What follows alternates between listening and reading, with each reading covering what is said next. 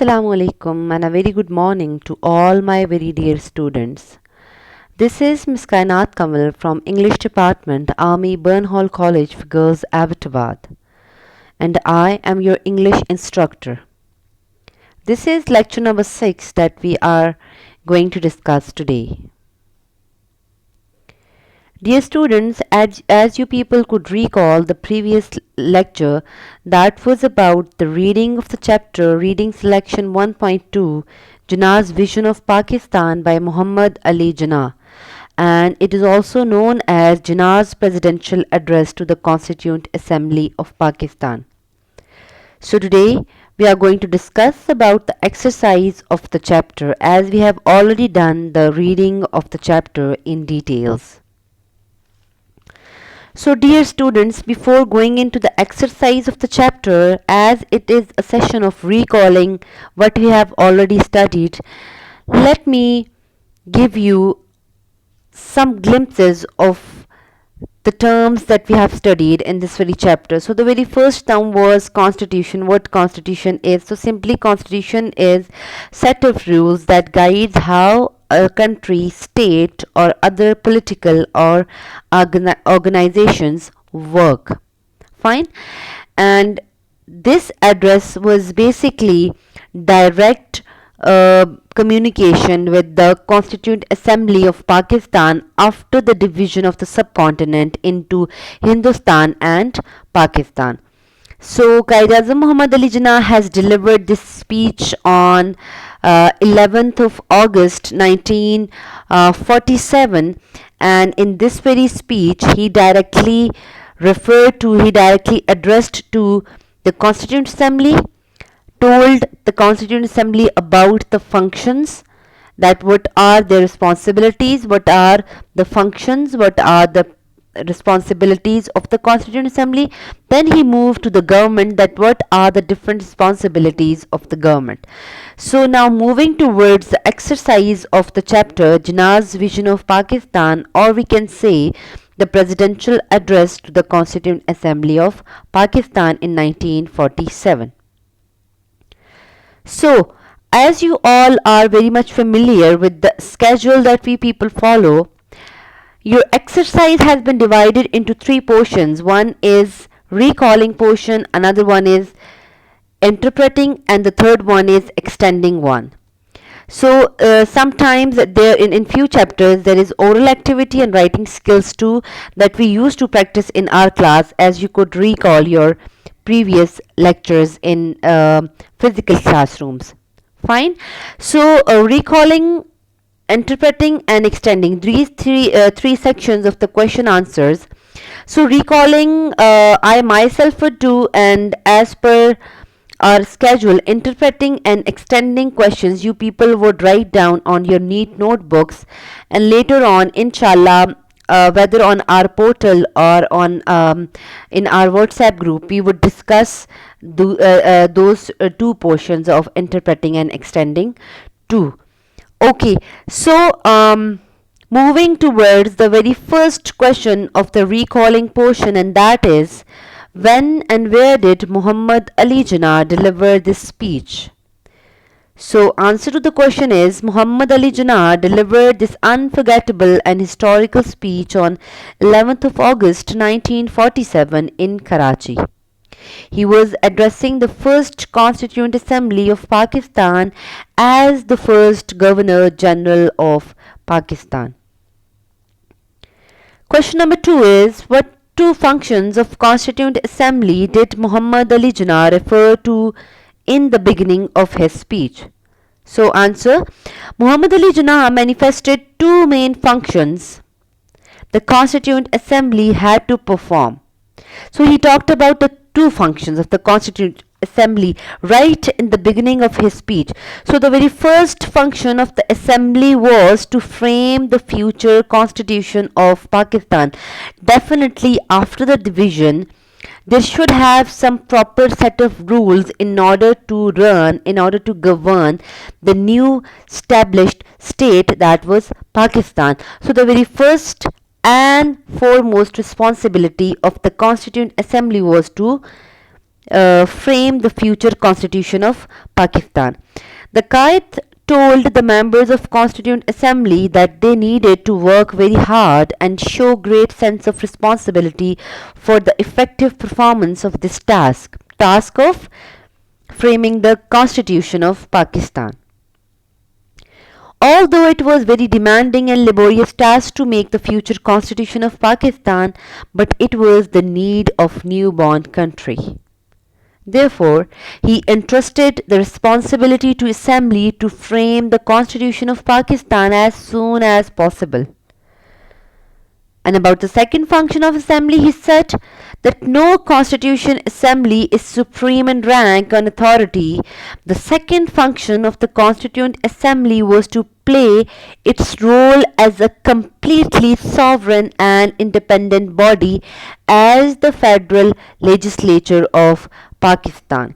So the Constituent Assembly was wholly solely responsible for the decisions they take, for the responsibilities they have. The Constituent Assembly has been treated as a complete sovereign body as the federal legislature of Pakistan. Okay, so moving toward the next question, that is question number 3. What did he say about the first function of the assembly? So the very first function of the assembly, in the beginning of his speech, he said that the first function of the assembly was to frame the future constitution of Pakistan. The Qaid told the members of Constituent Assembly that they needed to work hard and show great sense of responsibility for the effective performance of this task. Although it was very demanding and laborious task to make the future constitution of Pakistan, because before this very partition they were following the British constitution. So they had no such proper constitution of the subcontinent, that was Hindustan. So after the very division, the very first the thing he needed to achieve was having state's own constitution, own set of rules, that they should not adapt from somewhere, they should not adopt from somewhere, rather they should create their own manifesto, their own set of rules in order to govern the state of Pakistan. So therefore, he entrusted the responsibility to the assembly to frame the constitution of Pakistan as soon as possible. He mentioned some of those principles which would provide base to the constitution of Pakistan, and these principles included maintaining law and order and providing complete freedom and equality to all citizens of Pakistan, because definitely people, they feel that freedom, they feel that very sense of equality, they can feel the law and order situation. So once there would have proper law and order situation in the country, people, they feel their life secure, they would feel themselves as they are in safe hands, because they should have proper justice and fair play. So that is the reason he asked them that if they would work on some principles, for example maintaining the law and order situation in the country, treating equally giving equal treatments to all the citizens of Pakistan, no matter from what caste, creed, color, religion they belong. So they all are equal if they are the citizens of Pakistan. Okay, now moving towards the next question, what did he say about second function? So for the second function of the assembly, Quaid-e-Azam Muhammad Ali Jinnah said that now the Constituent Assembly is supreme in rank and authority. Now the Constituent Assembly is authoritative. That assembly is supreme.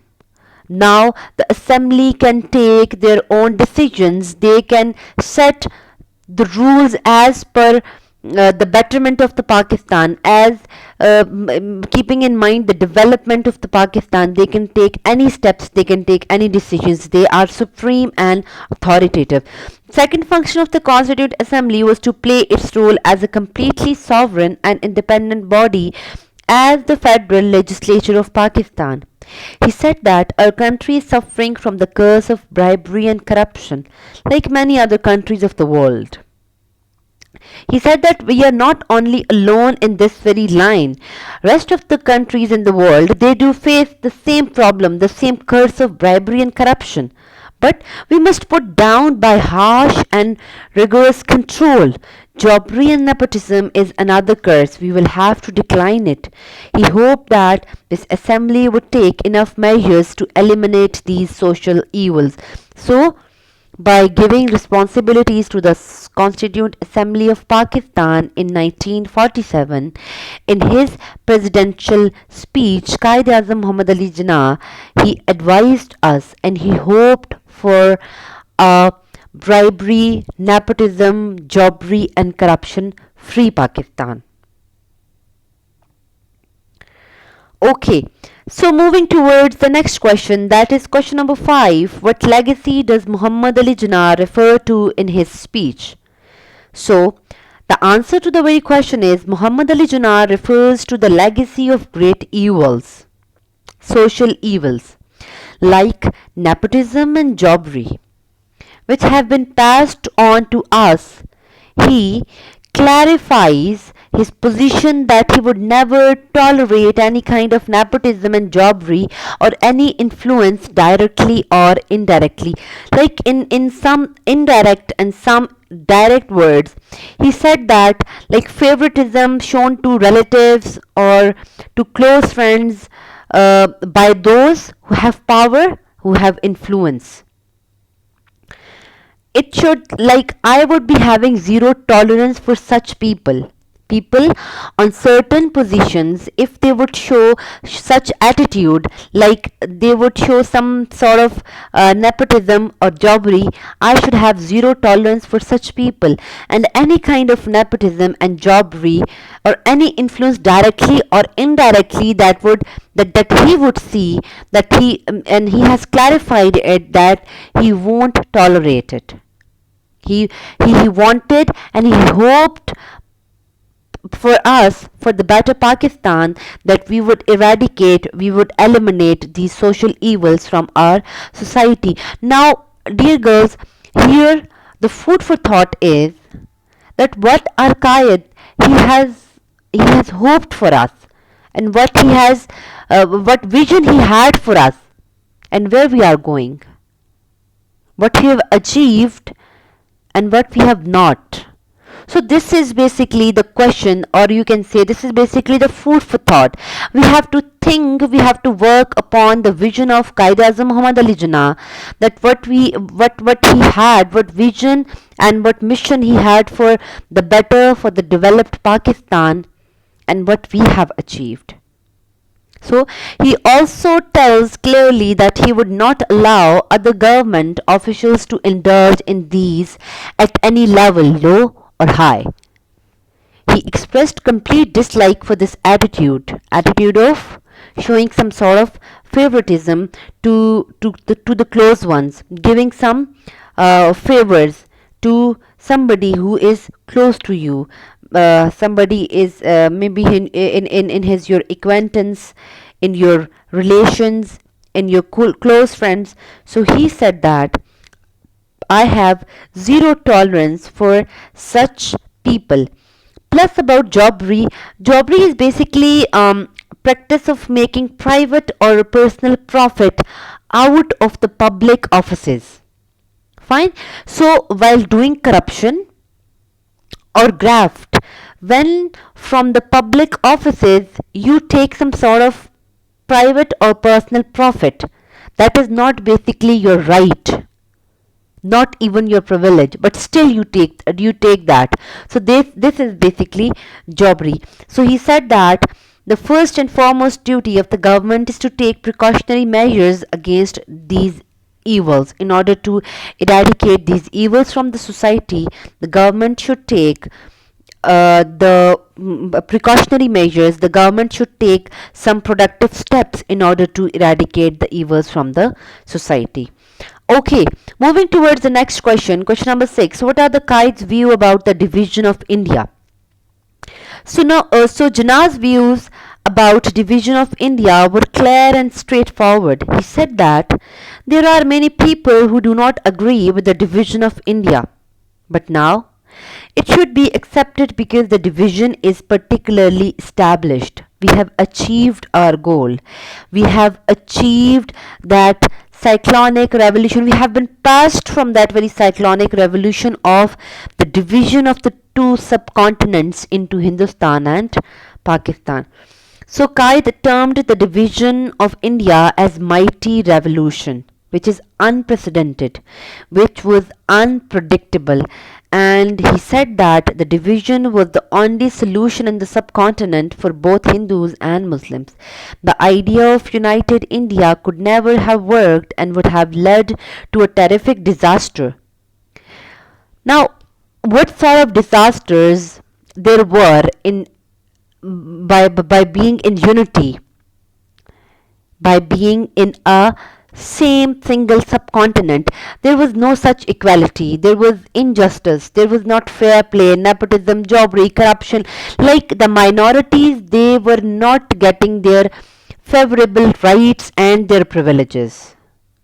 Fine. So these were some of the disasters that minorities faced by the majority. So that was the reason the Qaid Azam Muhammad Ali Jinnah, he said that the division was the only solution, that everyone should behave as a proper and equal citizen of a state.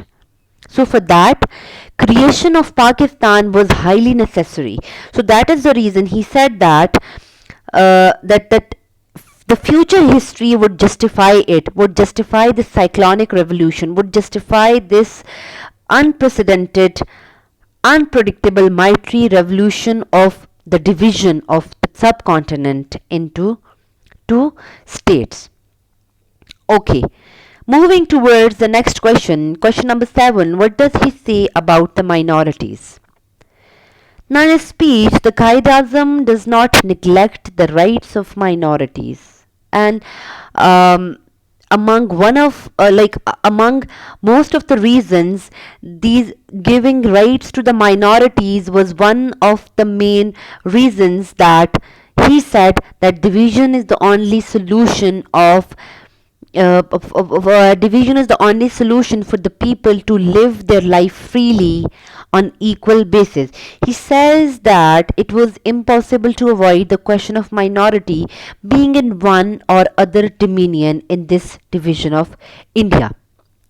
He favors them by saying that the minorities are the citizens of the state of Pakistan with equal rights, privileges, and obligations.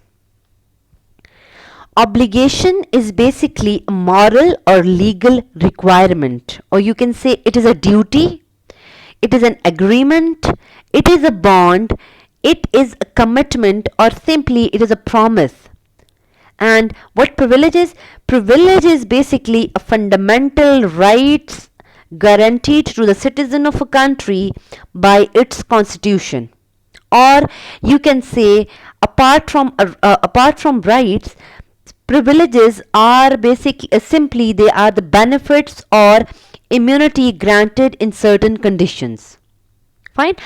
Rights are equal for all the citizens in a state, but privileges are for some people who are in certain positions, who are in certain statuses, who are in certain criterion. So privileges are for only few people or for some groups. Obligations, you are very much clear about it, and rights, right to live, right to eat, right to worship, these are basically rights and equal for all. Privileges, for example, let me give you an example of the privilege. That is, for example, there is a government officer and there is a government school teacher or a college teacher, and then there is a private school teacher. So the allowances a government school teacher he or she has, these are basically the privileges. but the basic pay of both the teachers of primary and a private sector is they are basically, that basic pay is basically their right. What they do, they earn for it. But on the other hand, a government teacher, he gets the allowances, the medical allowance, the house rent or the home allowance, that conveyance allowance, blah blah. There are like certain allowances for government the people who are working in the government sectors.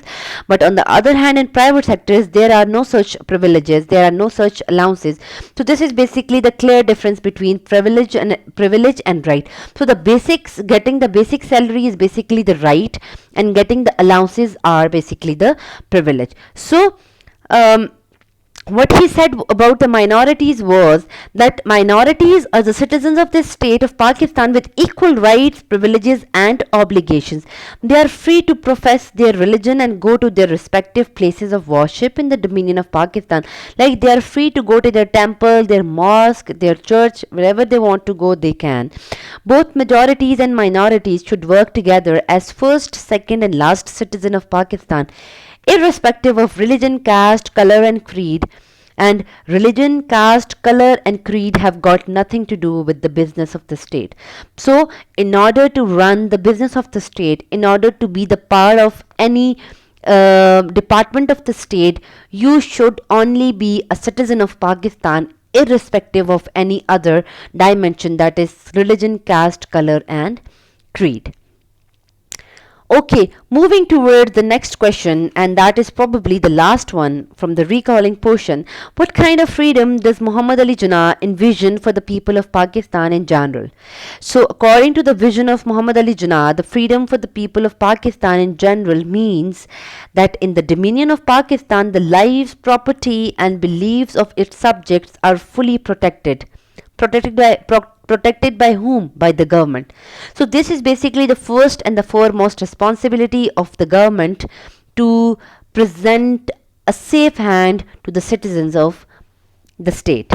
So everyone is equal as a citizen of Pakistan. It is the right of everyone to enjoy the full freedom of equal rights, privileges and obligations as a citizen of this state. So, complete religious freedom, in which individuals are free to go to their mosques, temples, or any other place of worship, is also an essential feature of freedom. He said that now it is a time to work together as a one nation for the prosperity and development of Pakistan, and in this way there will be no end of progress. There will be no end for the success of this country, of this state. So this was all about the recalling portion. Now, so interpreting and extending, these two portions are your home task. What you people are supposed to do is simply write down your own understanding about the chapter by answering these questions in interpreting and extending portions, and inshallah we would discuss these this home task that I have assigned you on our platform, that is our portal. And about oral activity and writing skills, they would be assigned as your assignments. So dear girls, this is all for today. If you have any query, if you have any problem, any suggestion, all your queries, problems and suggestions are welcome. So this was all for today, and on a note of thanks, and with this wish for all, that may you all be in Allah's kind protection. Thank you all, and have a blessed weekend. Have a blessed week till the next lecture. Thank you all.